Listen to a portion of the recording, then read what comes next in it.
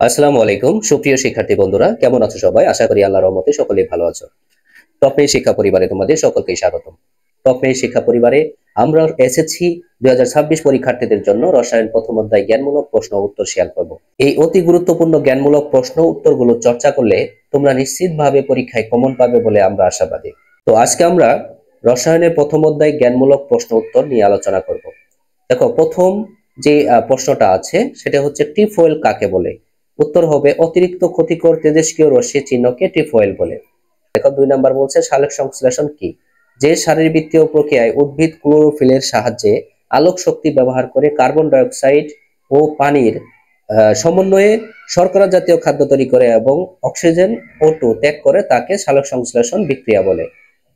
3 number রসায়ন কাকে বলে। দেখো, প্রাকৃতিক বিজ্ঞানের যে শাখায় পদার্থের গঠন, পদার্থের ধর্ম এবং পদার্থের পরিবর্তন নিয়ে আলোচনা করা হয় তাই হলো রসায়ন।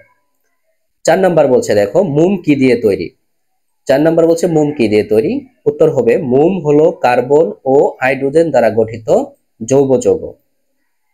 5 নাম্বার বলছে আলকেমি শব্দটি কোন ভাষা হতে উদ্ভূত। দেখো, 5 নাম্বার বলছে কি যে আলকেমি শব্দটি কোন ভাষা হতে উদ্ভূত। তাহলে উত্তর হবে আলকেমি শব্দটি আরবি আলকিমিয়া থেকে উদ্ভূত। 6 নাম্বার দেখো কি বলছে, আলকেমি কি। উত্তর প্রাচীন ও মধ্যযুগীয় রসায়ন চর্চা আলকেমি নামে পরিচিত ছিল। দেখো, 7 নাম্বার বলছে কোয়ান্টাম মেকানিক্স কি। উত্তর হবে কোয়ান্টাম মেকানিক্স হলো এক ধরনের গাণিতিক হিসাব নিকাশ যা দ্বারা পরমাণুর গঠন ব্যাখ্যা করা হয়। 8 নাম্বার প্রশ্নটি হচ্ছে অনুসন্ধান ও গবেষণা প্রক্রিয়ার তৃতীয় ধাপ কোনটি। উত্তর হবে অনুসন্ধান ও গবেষণা প্রক্রিয়ার তৃতীয় ধাপ হচ্ছে কাজের পরিকল্পনা প্রণয়ন করা। অনুসন্ধান গবেষণা প্রক্রিয়ার প্রথম ধাপ কিন্তু হচ্ছে বিষয়বস্তু নির্ধারণ করা অথবা সমস্যা চিহ্নিতকরণ করা। আর অনুসন্ধান গবেষণার তৃতীয় ধাপ হচ্ছে অনুসন্ধান ও গবেষণা প্রক্রিয়ার তৃতীয় ধাপ হচ্ছে কাজের পরিকল্পনা প্রণয়ন করা। 9 নাম্বার হচ্ছে বৃত্তের উপর আগুনের শিখা কিসের সংকেত। উত্তর হবে বৃত্তের উপর আগুনের শিখা হলো জারক গ্যাস বা তরল পদার্থ বোঝানোর সংকেত। 10 নাম্বার হচ্ছে রসায়ন কি। উত্তর হবে রসায়ন হলো বিজ্ঞানের এমন একটি শাখা যা পদার্থের গঠন, ধর্ম এবং পদার্থের রূপান্তর বা পারস্পরিক ক্রিয়া বিক্রিয়া নিয়ে আলোচনা করে। 11 নাম্বার আধুনিক রসায়নের জনক কে। উত্তর হবে ফরাসি বিজ্ঞানী অ্যান্টনি ল্যাভোসিয়কে আধুনিক রসায়নের জনক বলা হয়।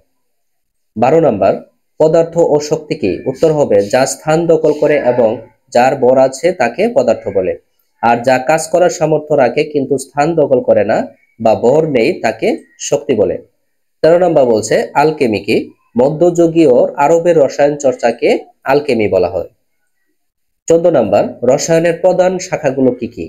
তো রসায়নের প্রধান শাখাগুলো হচ্ছে জৈব রসায়ন, অজৈব রসায়ন, ভৌত রসায়ন, বিশ্লেষণাত্মক রসায়ন এবং জৈব রসায়ন বায়োকেমিস্ট্রি।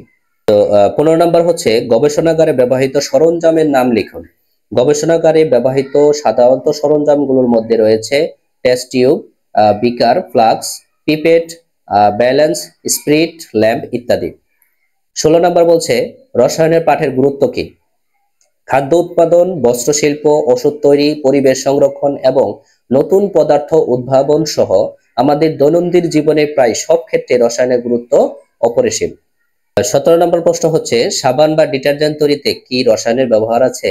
উত্তর হবে হ্যাঁ, সাবান বা ডিটারজেন্ট তৈরিতে রসায়নের ব্যবহার আছে। তেল বা চর্বির সাথে ক্ষারের বিক্রিয়ায় সাপন্সফিকেশন সাবান তৈরি করে। 18 নম্বর প্রশ্ন বলছে রসায়ন পাঠের মাধ্যমে অর্জিত জ্ঞান আমাদের কি ধরনের সুবিধা দেয়।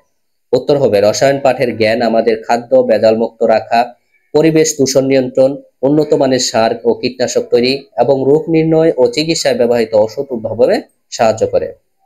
19 নম্বর বলছে অ্যান্টাসিড কি। অ্যান্টাসিড হলো ম্যাগনেসিয়াম হাইড্রোক্সাইড ও অ্যালুমিনিয়াম হাইড্রোক্সাইডের মিশ্রণ যা পেটের অ্যাসিডিটির জন্য ওষুধ হিসেবে খাওয়া হয়। ব্রোঞ্জ কি। 20 নম্বর হচ্ছে ব্রোঞ্জ কি। কপার, সিউ ও টিনের অ্যাসেন্ট গলনে সৃষ্ট সংকর ধাতুই হলো ব্রোঞ্জ।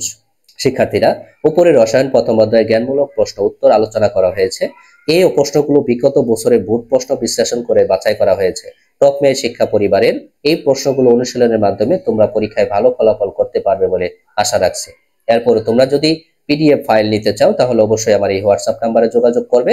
তো হোয়াটসঅ্যাপ নাম্বারে যোগাযোগ করলে মেসেজ করলে তোমরা পিডিএফ ফাইলটা নিতে পারবে প্রতিটি অধ্যায়ের। তো আশা করি সুপ্রিয় শিক্ষার্থী বন্ধুরা তোমরা বুঝতে পেরেছো। এরপরে যদি বুঝতে কোথাও সমস্যা হয় তাহলে অবশ্যই কমেন্ট করবে এবং বেশি বেশি তোমার বন্ধুদের মাঝে শেয়ার করবে।